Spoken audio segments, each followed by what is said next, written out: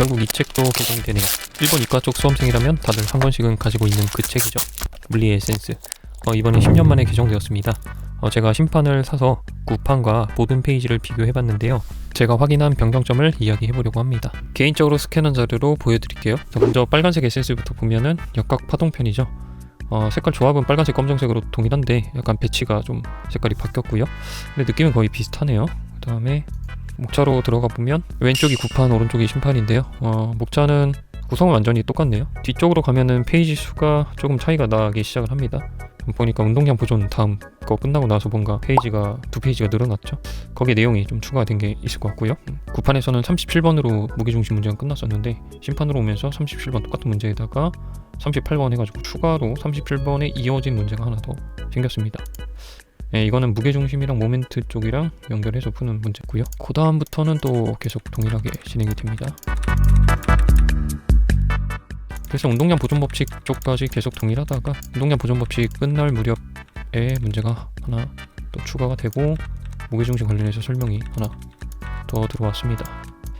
그래서 66페이지 와보니까 문제가 있는 페이지인데 운동량 보존 관련된 문제가 3문제 있었는데 이전에는 심판에서는 4문제로 바뀌었어요. 근데 3문제는 겹치는 거고 한 문제에 81번이라고 써있는 거 요게 하나가 추가가 됐고요. 81번도 보니까 운동량 보존 법칙 쓰는 문제 대표적인 예 중에 하나고요. 그 다음에 구판에는 문제 끝나고 나서 운동량 보존 법칙이랑 무게중심 움직임에 관한 서술이 이 정도 반 페이지 정도 안 되게 간단하게 써 있었는데 심판에서는 관련된 주제에 대해서 2페이지에 걸쳐서 길게 좀 서술을 해놨네요. 67페이지 위에 있던 내용이 원래 구판에 간단하게 서술된 내용이랑 똑같은 거고 나머지가 이제 부연 설명이 좀 더 많이 들어가고 68페이지로 와서 추가된 81번에 대한 연계된 해설까지 쭉 서술을 해놨습니다. 이 정도가 바뀌었다. 다음 페이지 역시 완전히 두 책이 동의를 합니다. 약간 요 폰트 크기 자체가 바뀐 것 같긴 하네. 그 외에는 차이가 없네요. 다음 페이지도 마찬가지고 그리고 70페이지, 72페이지 이렇게 보면은 예전에 여기서 딱 끝냈는데 심판에 와서는 내용이 좀 더 추가된 게 또 보입니다. 아래쪽에. 근데 제가 볼 때는 뭐 크게 중요한 내용이 들어가 있는 건 아닌 것 같고요.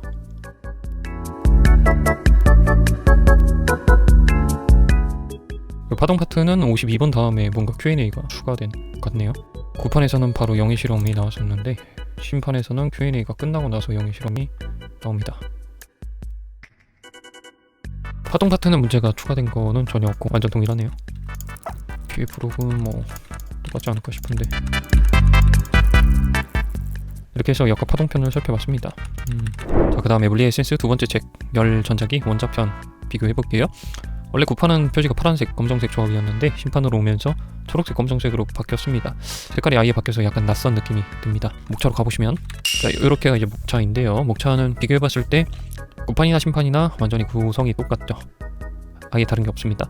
네, 이제 페이지 수를 보시면 뒤로 갈수록 약간씩 어긋나기 시작을 하는데 어디서 차이가 있냐면 열 파트에서는 페이지 수가 전혀 차이가 없고 전자기 쪽의 앞부분에 이제 전위 쪽에서 한두 페이지가 좀 차이가 나는 걸로 보이고요. 그리고 전기장과 전위 관계에서 또 한 페이지 정도 추가로 차이가 나는 것 같습니다. 그러고 나서 이제 전자기 유도 쪽 뒷부분에서 또 한두 페이지가 추가로 차이가 나는 것 같고요. 원자 파트에서도 추가 페이지가 들어가지 않은 걸로 보입니다. 그래서 각 페이지를 보면은 자, 넘기다 보니까 34페이지에 차이점이 나왔는데 개념 설명 중간에 이제 5번, 6번이라고 하는 두 개 문제가 새로 추가가 되네요.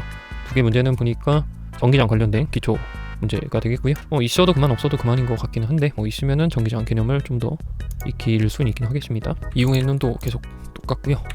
그 다음에 38페이지 정도에서 전위에 관해서 설명이 쭉 이어지다가 구판에서는 바로 이제 점 전화의 전위가 나오는데 심판에서는 설명 중간에 끝나고 나서 Q&A 해가지고 전위에 대해서 설명이 좀 더 길게 써 있습니다. 써 있는 요 내용 중에 한 절반은 구판에서는 약간 뒤에 있는 내용이 써 있는 거고요. 여기 써 있죠. 여기 앞에 절반은 새롭게 추가된 내용으로 보입니다. 그 다음에 넘기다 보니까 요 그림까지는 똑같은데 그림 다음에 Q&A가 하나 또 한 페이지로 추가로 들어가 있어요. 한 페이지 조금 넘게 들어가 있는데 전위와 전기장에 대한 설명이 조금 더 들어가 있습니다.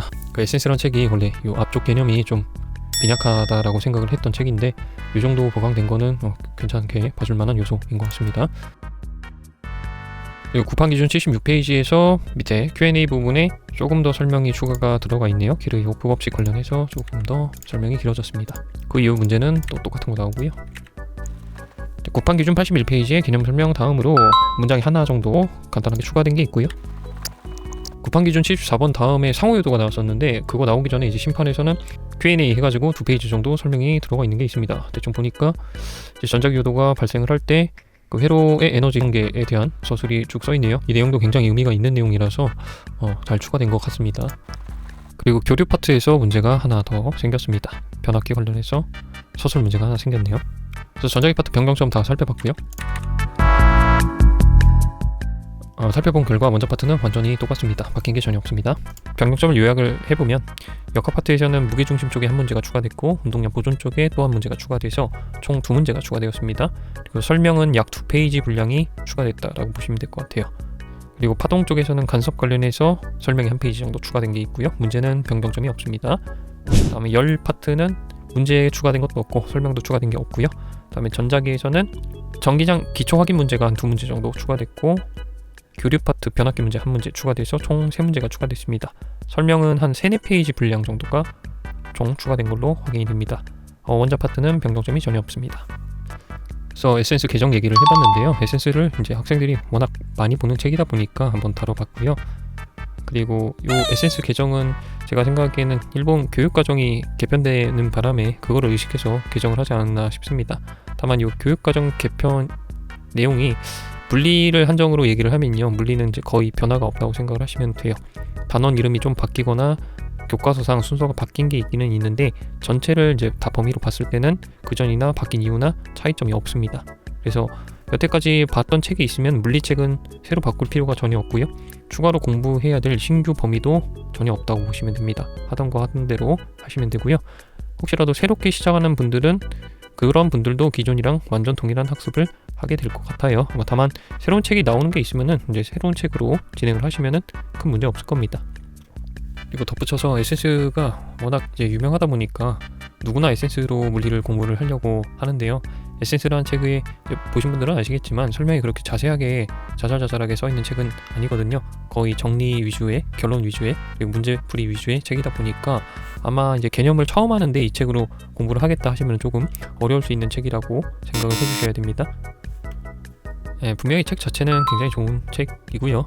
사실 이 에센스만 잘 마스터해도 이제2에서는 틀린 문제가 거의 없다고 보셔도 무방합니다. 자, 오늘도 시청해주셔서 감사합니다.